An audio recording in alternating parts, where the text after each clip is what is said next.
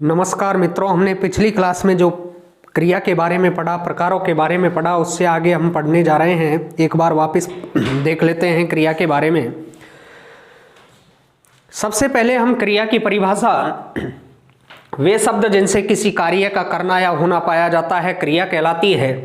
बात करें क्रिया के आधारों की या प्रकारों की, तो क्रिया को तीन भागों में बांटा, तीन आधारों में बांटा। एक तो कर्म के आधार पर, एक आपके काल के आधार पर, एक आपके प्रयोग व संरचना के आधार पर।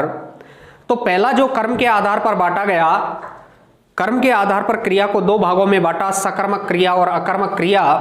बात करें काल के आधार पर क्रिया को तीन भागों में बांटा, वर्तमान कालिक क्रिया, भूतकालिक क्रिया, भविष्यकालिक क्रिया।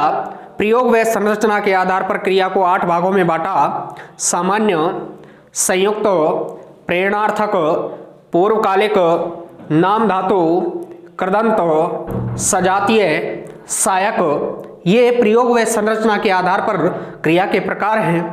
देखें, सबसे पहले जो आधार पढ़ने जा रहे हैं हम, वो है कर्म के आधार पर। कर्म के आधार पर क्रिया के जो दो प्रकार हैं, सकर्मक क्रिया और अकर्मक क्रिया।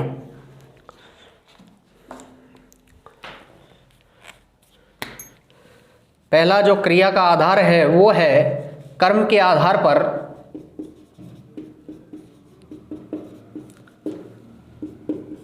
क्रिया के हैं दो प्रकार। यहां पर देखें, पहला जो प्रकार है वो है आपके सकर्मक क्रिया, दूसरा जो आधार है वो है आपके अकर्मक क्रिया।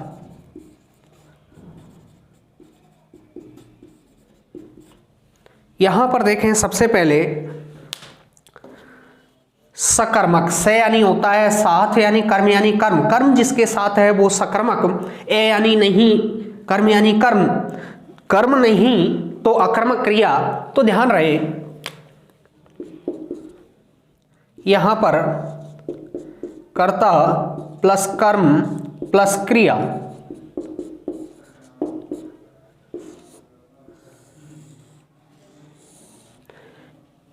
बात करें यहां पर कर्म होता है, यहां पर देखें कि क्रिया का जो प्रभाव है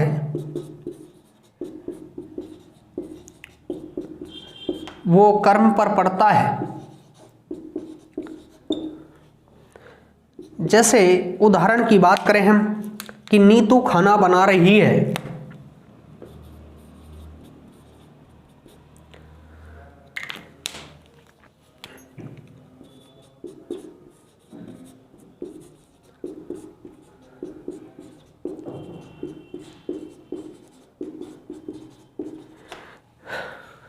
कर्म के आधार पर जो पहला प्रकार पढ़ने जा रहे हैं जिसका नाम है सकर्मक क्रिया। से यानी साथ, कर्म यानी कर्म, कर्म जिसके साथ वो सकर्मक क्रिया कहलाती है। कर्ता प्लस कर्म प्लस क्रिया, तो यहाँ पर कर्म होता है, क्रिया का प्रभाव है वो कर्म पर पड़ता है। जैसे बात करें नीतू खाना बना रही है, तो यहाँ पर देखें नीतू आपके क्या है, कर्ता, खाना आपके क्या है, कर्म, और बना रही है वो आपके क्या है, क्रिया। कर्ता कर्म क्रिया का प्रयोग सकर्मक क्रिया के रूप में होता है। तो ये ध्यान रहे, जब आपके क्रिया का जो प्रभाव है वो किस पर पड़ता है, कर्म के ऊपर पड़ता है। उसी प्रकार हम बात कर रहे हैं अकर्मक क्रिया की। अकर्मक क्रिया में कर्ता के साथ क्रिया,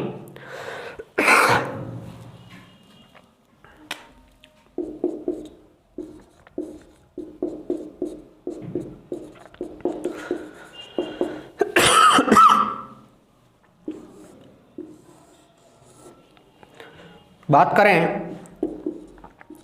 अकर्मक क्रिया में कर्म नहीं, और जो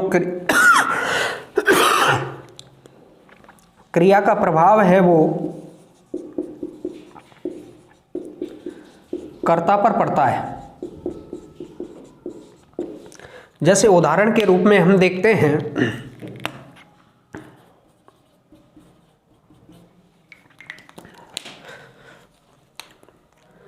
टीना सोती है,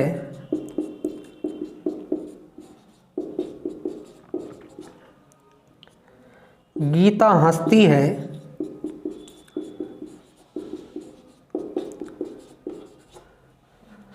बच्चा रोता है,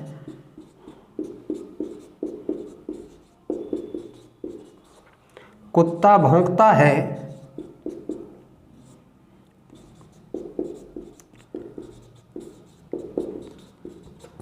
आदमी बैठा है,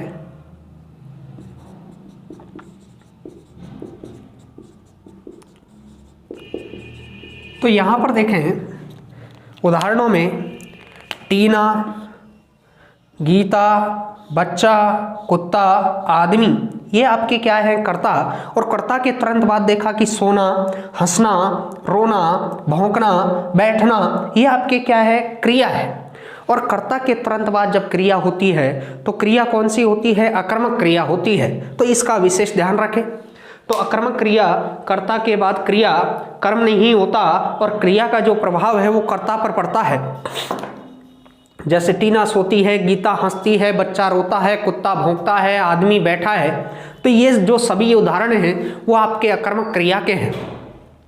तो ये ध्यान रहे, कर्म के आधार पर हमने क्रिया को दो भागों में बांटा, एक तो सकर्मक क्रिया के रूप में और एक अकर्मक क्रिया के रूप में। कर्ता, कर्म, क्रिया।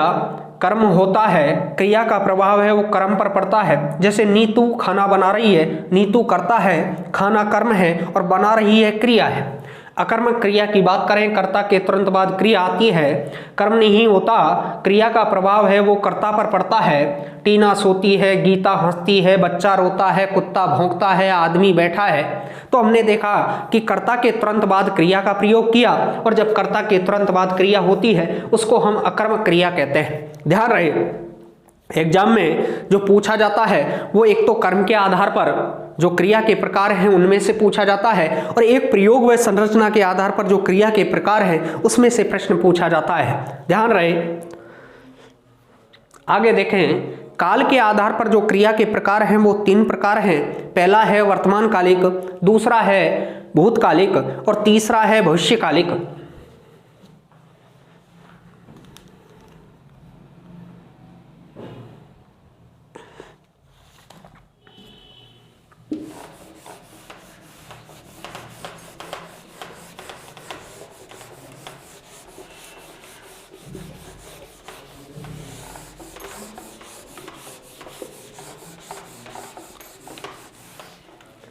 देखें, काल के आधार पर जो क्रिया के प्रकार हैं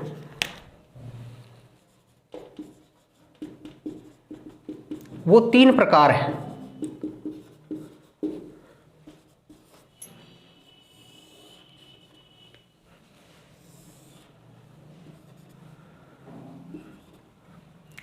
पहला जो प्रकार है वो है वर्तमान कालिक क्रिया,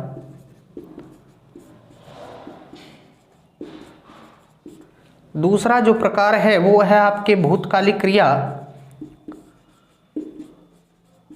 तीसरा जो प्रकार है वो है आपके भविष्यकालिक क्रिया।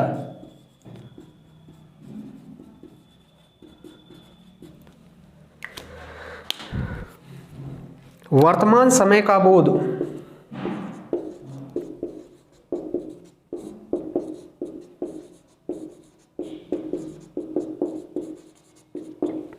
बीते समय का बोध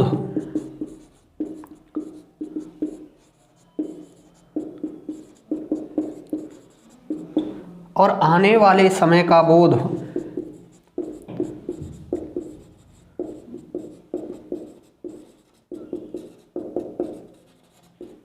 देखें,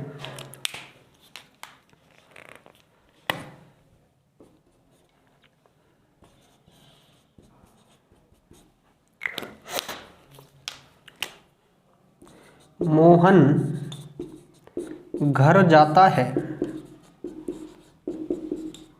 तो हम देखें किस समय में जा रहा है, वर्तमान समय में, तो क्रिया का नाम कौन सा होगा? वर्तमान कालिक क्रिया। जैसे बात करें भूतकालिक क्रिया की,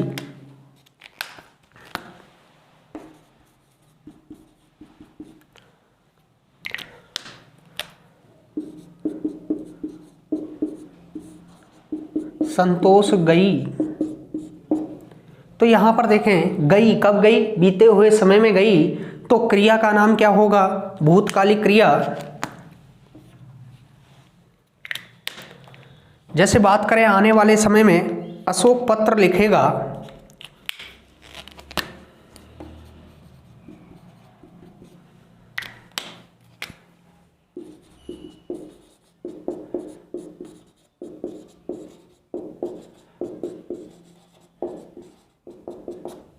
तो यहां पर देखो कब लिखेगा, आने वाले समय में लिखेगा, तो क्रिया का नाम क्या होगा, भविष्यकालिक क्रिया। कहने का मतलब यह है जो वर्तमान समय का बोध कराए, जहां पर वर्तमान समय का बोध हो तो वर्तमान कालिक क्रिया, बीते हुए समय का बोध हो तो भूतकालिक क्रिया, और आने वाले समय का बोध हो तो भविष्यकालिक क्रिया कहलाती है। जैसे देखा कि मोहन घर जाता है किस समय में, वर्तमान समय में, तो क्रिया कौन सी होगी, वर्तमान कालिक। जैसे संतोष गई, तो यहाँ पर देखा कब गई, बीते हुए समय में, क्रिया कौन सी होगी, भूतकालिक। जैसे बात करें भविष्यकालिक की, आने वाले समय का बोध हो, अशोक पत्र लिखेगा, कब लिखेगा, आने वाले समय में, तो क्रिया का नाम क्या होगा, भविष्यकालिक क्रिया। आगे जो तीसरा जो आधार है वो है आपके प्रयोग व संरचना के आधार पर क्रिया को 8 भागों में बांटा जाता है। पहला है सामान्य, दूसरा है संयुक्त, तीसरा है प्रेरणार्थक, चौथा है पूर्वकालिक, पांचवा है नाम धातु, छठा है कृदंत, सातवां है सजातीय और आठवां है सहायक। तो इस प्रकार प्रयोग व संरचना के आधार पर क्रिया के 8 प्रकार होते हैं, पढ़ने जा रहे हैं। अगला जो आठों जो प्रकार हैं उनको पढ़ेंगे, तो देखें आगे।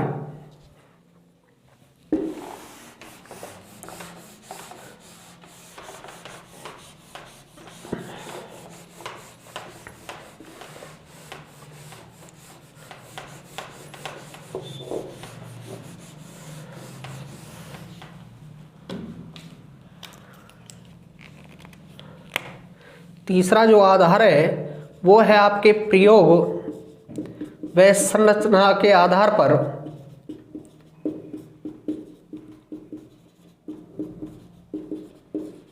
क्रिया के जो प्रकार हैं वो 8 प्रकार हैं।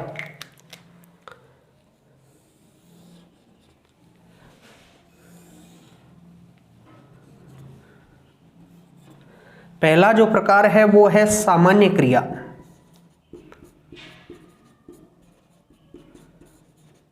दूसरा जो प्रकार है वो है आपके संयुक्त क्रिया, तीसरा जो प्रकार है वो है आपके प्रेरणार्थक क्रिया,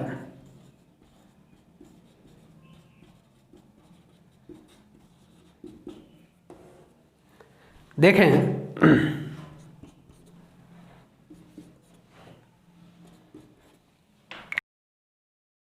प्रयोग व संरचना के आधार पर जो क्रिया के प्रकार हैं वो पढ़ने जा रहे हैं। 8 प्रकार। पहला है सामान्य क्रिया, दूसरा है संयुक्त क्रिया, तीसरा है प्रेरणार्थक क्रिया, चौथा है पूर्वकालिक क्रिया, पांचवा है नाम धातु क्रिया, छठा है कृदंत क्रिया, सातवां है सजातीय क्रिया और आठवां है सहायक क्रिया। इस प्रकार हम पढ़ने जा रहे हैं। तीसरा जो आधार है प्रयोग व संरचना के आधार पर क्रिया के 8 प्रकार।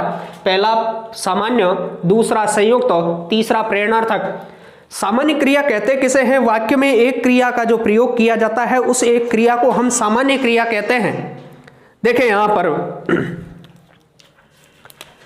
वाक्य में एक क्रिया, उस एक क्रिया को हम सामान्य क्रिया कहते हैं। जैसे उदाहरण के रूप में देखा जाए,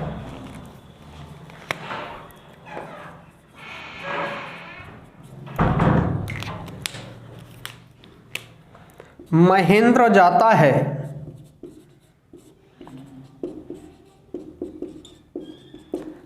संतोष आई,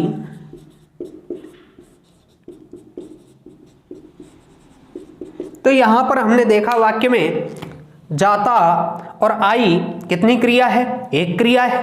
और जब वाक्य में एक क्रिया का प्रयोग किया जाता है उस क्रिया को हम सामान्य क्रिया कहते हैं। वाक्य में एक क्रिया का जो प्रयोग होता है उस एक क्रिया को हम सामान्य क्रिया के रूप में जानते हैं। तो यहां पर हमने देखा कि जाता और आई, यहां पर जो ये क्रिया है इस क्रिया का नाम क्या है, सामान्य क्रिया। बात करें संयुक्त क्रिया की,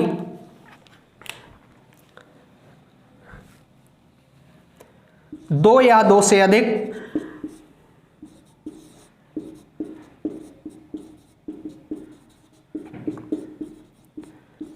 भिन्नार्थक क्रियाओं के मेल से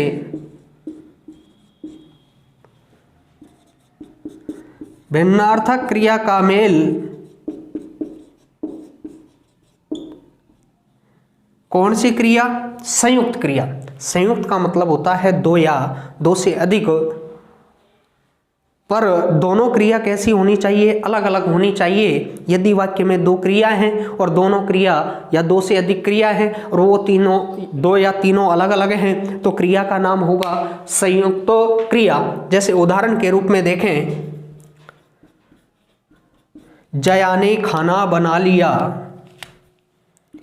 जया ने खाना बना लिया। जैसे हेमंत ने खाना खा लिया।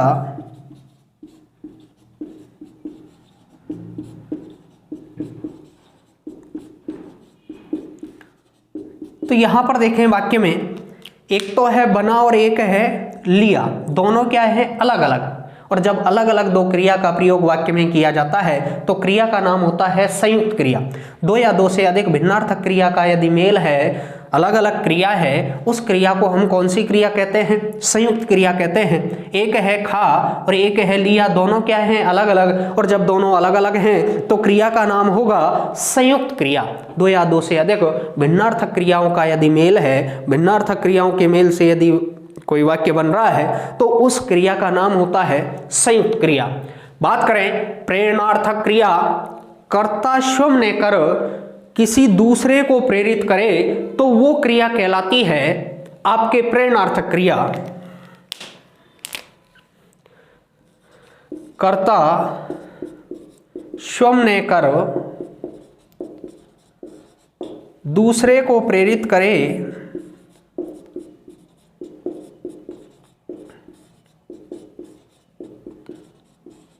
वो आपके कौन सी क्रिया कहलाती है? प्रेरणार्थक क्रिया।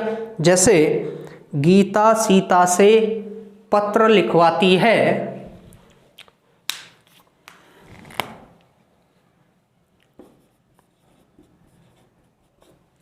गीता सीता से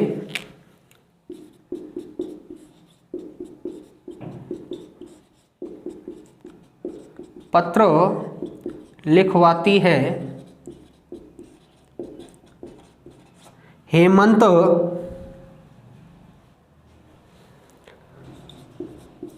दुष्यंत से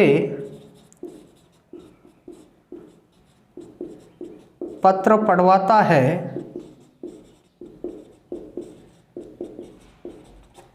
तो यहां पर देखें गीता और हेमंत क्या है? कर्ता। कर्ता उस कार्य को नहीं कर रहा, किसी दूसरे को प्रेरित किया जा रहा है। गीता सीता से क्या करवाती है? पत्र लिखवाती है। हेमंत दुष्यंत से पत्र पढ़वाता है। कर्ता स्वयं ने कर किसी दूसरे को प्रेरित करे उसको हम कौन सी क्रिया कहते हैं? प्रेरणार्थक क्रिया कहते हैं। तो यहां पर देखें वाक्य में लिखवाती है और पढ़वाता है, तो यहां पर ये जो दोनों क्रिया है ये आपके प्रेरणार्थक क्रिया है। तो अभी हमने प्रयोग व संरचना के आधार पर जो पहला प्रकार पढ़ा, सामान्य क्रिया। वाक्य में एक क्रिया, उस एक क्रिया को हम कौन सी क्रिया कहते हैं? सामान्य क्रिया। जैसे महेंद्र जाता है। जाता है वाक्य में हमने देखा कि कितनी क्रिया है? एक क्रिया।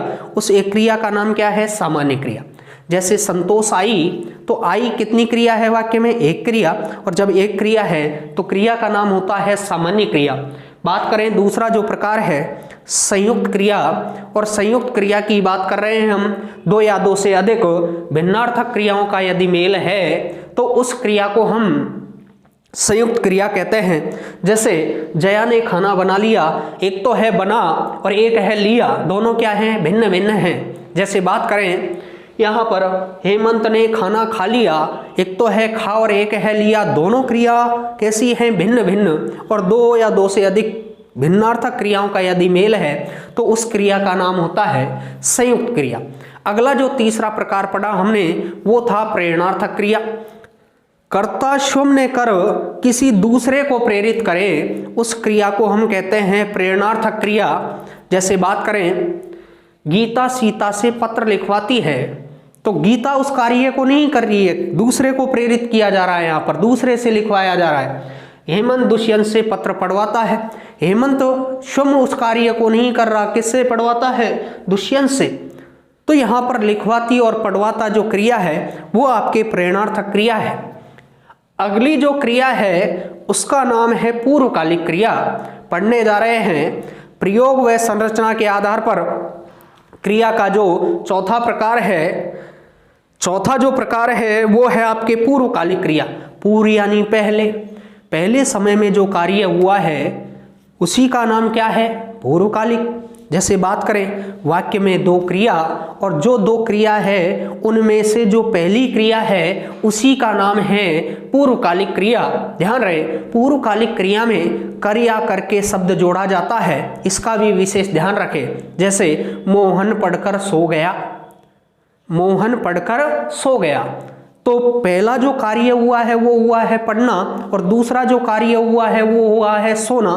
तो वाक्य में कितनी क्रिया है? दो क्रिया। तो जिसमें से दो क्रियाओं में से जो पहली क्रिया है उस पहली क्रिया का नाम है पूर्वकालिक क्रिया। और ध्यान रहे, जिस क्रिया के साथ क्रिया करके जुड़ा हुआ है उस क्रिया को भी हम क्या कहते हैं? पूर्वकालिक क्रिया कहते हैं। तो प्रयोग व संरचना के आधार पर जो चौथा प्रकार पढ़ने जा रहे हैं उसका नाम है पूर्वकालिक क्रिया।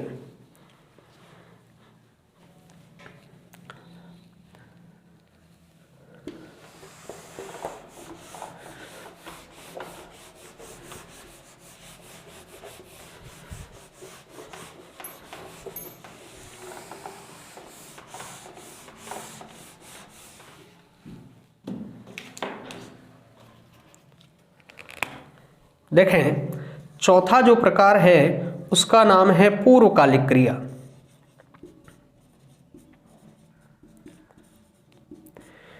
पांचवा है नाम धातु क्रिया।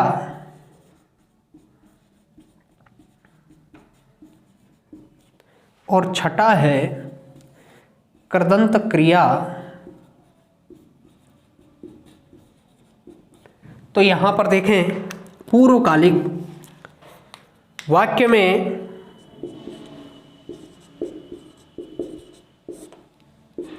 दो क्रिया,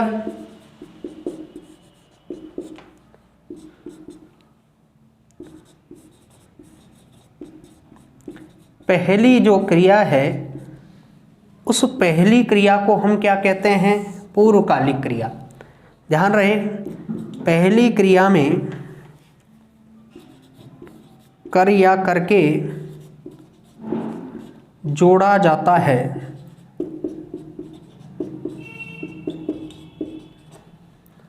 जैसे उदाहरण के रूप में देखें, मोहन पढ़कर सो गया। इस वाक्य में देखें कि कितनी क्रिया है? दो क्रिया। दो क्रिया है, एक तो है पढ़ना और एक है सोना।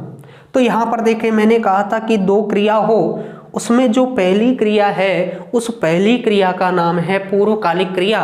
और ध्यान रहे, पूर्वकालिक क्रिया में क्रिया करके शब्द जोड़ा जाता है। प्रथम क्रिया में देखें, मैंने कहा था, तो यहाँ पर देखें पहला जो कार्य है, पहली जो क्रिया है वो है पढ़ना और दूसरी है सोना। तो यहाँ पर देखें, पढ़कर क्या जुड़ा हुआ है? कर। और कर किस में जुड़ता है? पूर्वकालिक क्रिया में जुड़ता है। इसका विशेष ध्यान रहे, पूर्व यानी पहले, नाम से ही पता चल रहा है, तो ये भी ध्यान रहना चाहिए। नाम धातु क्रिया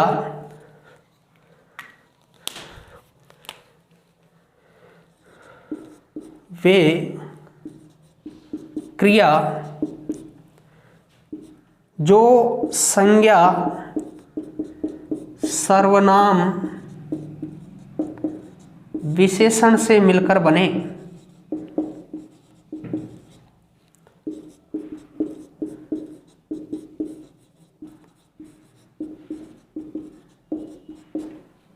उसको हम कहते हैं नाम धातु क्रिया।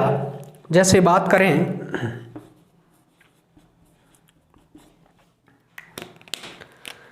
रंगना है, लजाना है, अपनाना है, चमकाना है, गुदगुदाना है,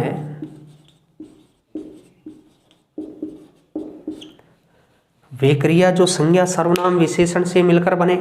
रंगना, लजाना, अपनाना, चमकाना, गुदगुदाना, तो नाम धातु क्रिया कहलाती है। जैसे बात करें कृदंत क्रिया, कृदंत आपने प्रत्यय का नाम सुना होगा। वे शब्द किसके योग से बने? प्रत्यय के योग से बने, प्रत्यय से मिलकर बने, तो उनको हम कौन सी क्रिया कहते हैं? कृदंत क्रिया कहते हैं। तो ध्यान रहे,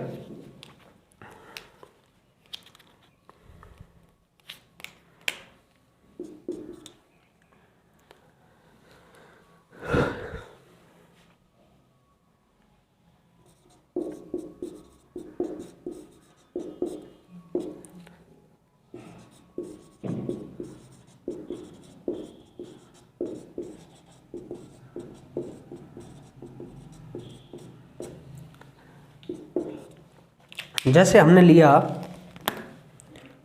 पढ़, जैसे हमने लिया चल, जैसे हमने लिया लिख, तो यहाँ पर देखा ये तीनों क्या है?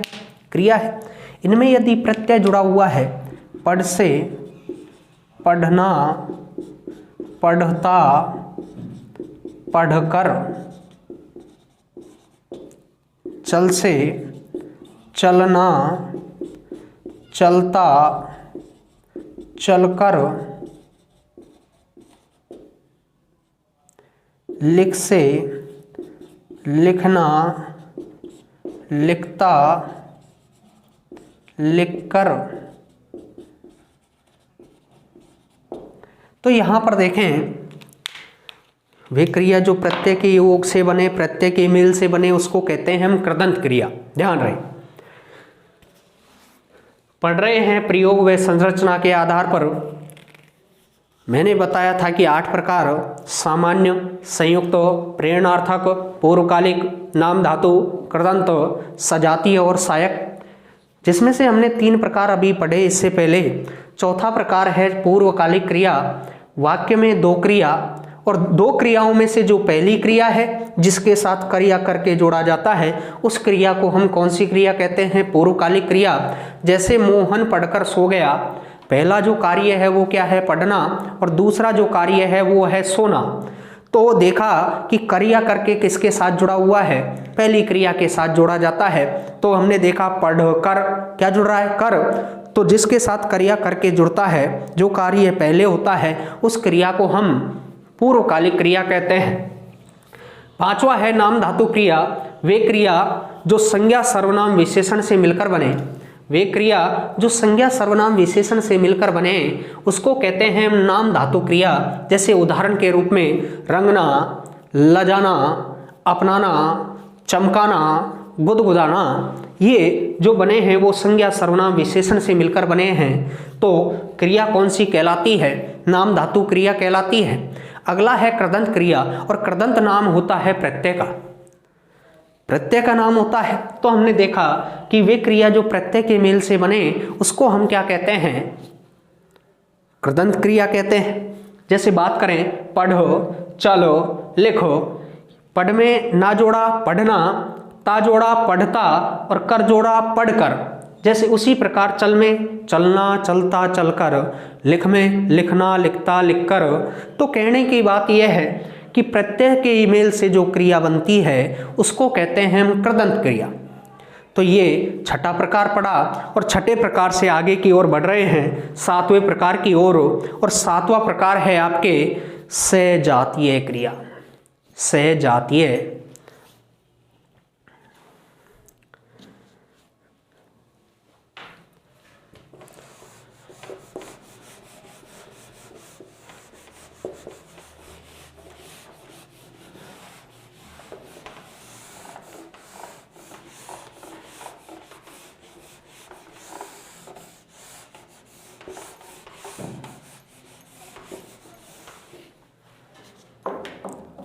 देखें प्रयोग व संरचना के आधार पर जो 7वां प्रकार है उस 7वें प्रकार का नाम है सजातीय क्रिया, और जो 8वां प्रकार है उसका नाम है सहायक क्रिया।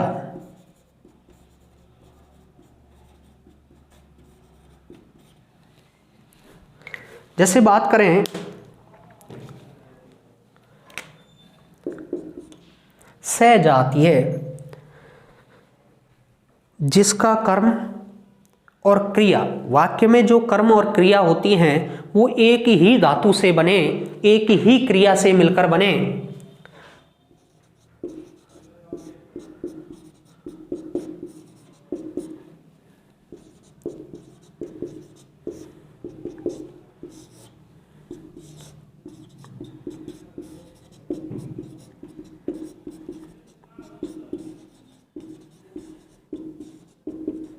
बने, उसको कहते हैं हम सजातीय क्रिया।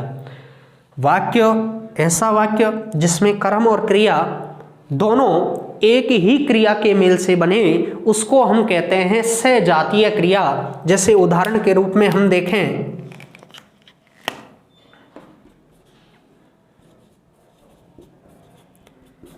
भारत ने लड़ाई लड़ी, भारत ने लड़ाई लड़ी। तो हम देखें यहां पर भारत तो क्या है, कर्ता, लड़ाई क्या है, कर्म, और लड़ी क्या है, क्रिया। देखें यहां पर लड़ाई और लड़ी, लड़ाई में जो आपके है क्रिया वो क्या है, लड़, और लड़ी में भी जो क्रिया है वो आपके क्या है, लड़। तो हमने देखा कि कर्म भी एक क्रिया से बना है, क्रिया में भी वही क्रिया है। तो कहने का मतलब यही है कि कर्म और क्रिया जो आपके हैं उन दोनों में जो क्रिया है वो आपके समान है, और समान कर्म और क्रिया दोनों यदि समान क्रिया से बने हुए हैं तो क्रिया का नाम होता है सजातीय क्रिया। तो ध्यान रहे, लड़ाई में भी क्या है, लड़, और लड़ी में भी क्या है, लड़, और दोनों में जो क्रिया समान है वो क्या है, लड़। तो जब कर्म और क्रिया में दोनों में यदि क्रिया एक जैसी है, एक समान है, तो क्रिया का नाम होता है सजातीय क्रिया। उसी प्रकार बात करें सहायक क्रिया की। सहायक का मतलब होता है सहायता करना। ऐसी क्रिया जो मूल क्रिया की सहायता करे या सहयोग करे उसको हम कहते हैं सहायक क्रिया। जैसे भानु ने अपनी पुस्तक मेज पर रख दी, तो भानु ने अपनी पुस्तक कहाँ पर रख दी, मेज पर रख दी। तो ये देखें सहायक क्रिया जो 8वां प्रकार है, जो मूल क्रिया की क्या करे, सहायता करे, उसे हम कहते हैं सहायक क्रिया। जैसे उदाहरण के रूप में हम देखते हैं,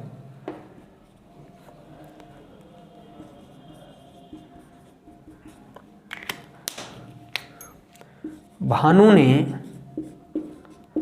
अपनी पुस्तक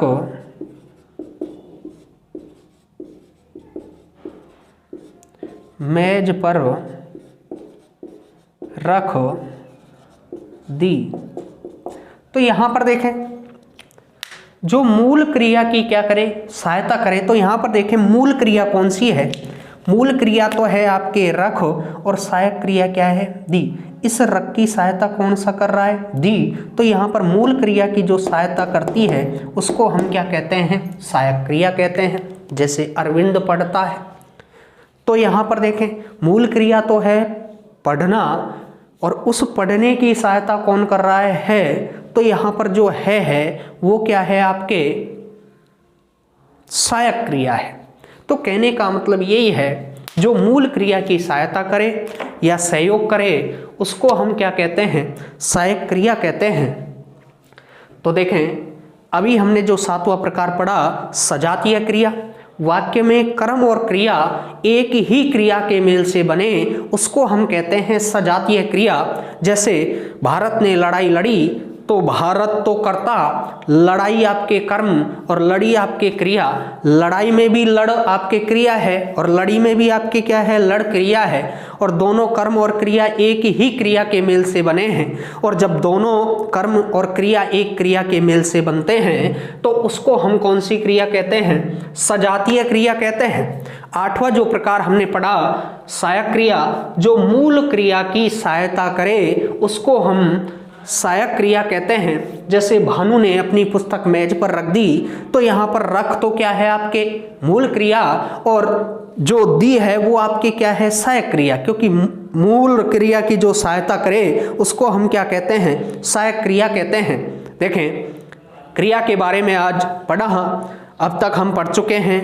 पहला टॉपिक वर्ण विचार, दूसरा हमने पढ़ा संज्ञा, तीसरा हमने पढ़ा सर्वनाम, चौथा हमने पढ़ा विशेषण, और विशेषण से अगला जो टॉपिक पढ़ा आपके क्रिया। तो ये हमने अब तक 5 टॉपिक जो पढ़े हैं। तो ध्यान रहे, तो विशेषकर ध्यान रहे कि जो अभी टॉपिक पढ़ा था हमने विशेषण के बाद क्रिया का, तो एक बार वापस बताना चाहूँगा मैं आपको कि क्रिया के बारे में, वे शब्द जिनसे किसी कार्य का करना या होना पाया जाए क्रिया कहलाती है। बात करें उनके आधारों की, जैसे आधार 3 हैं, एक तो कर्म के आधार पर, एक है आपके काल के आधार पर, एक है प्रयोग व संरचना के आधार पर। कर्म के आधार पर क्रिया को 2 भागों में बांटा गया, सकर्मक क्रिया और अकर्मक क्रिया। उसी प्रकार काल के आधार पर क्रिया को 3 भागों में बांटा, वर्तमान कालिक, भूतकालिक और भविष्यकालिक क्रिया। उसी प्रकार प्रयोग व संरचना के आधार पर क्रिया को 8 भागों में बांटा, सामान्य क्रिया, संयुक्त क्रिया, प्रेरणार्थक क्रिया, पूर्वकालिक क्रिया, नाम धातु क्रिया, कृदंत क्रिया, सजातीय क्रिया और सहायक क्रिया, जिनको हमने अभी विस्तार से पढ़ा है। तो ध्यान रहे, अब तक हम 5 टॉपिक पढ़ चुके हैं। तो 5 टॉपिकों में से ये नहीं हो कि हमारा प्रश्न गलत हो, तो जो भी ध्यान रहना चाहिए। तो आज के लिए इतना ही पर्याप्त है, सीमित है। इससे अगला जो टॉपिक लेंगे हम, वो टॉपिक लेंगे संधि।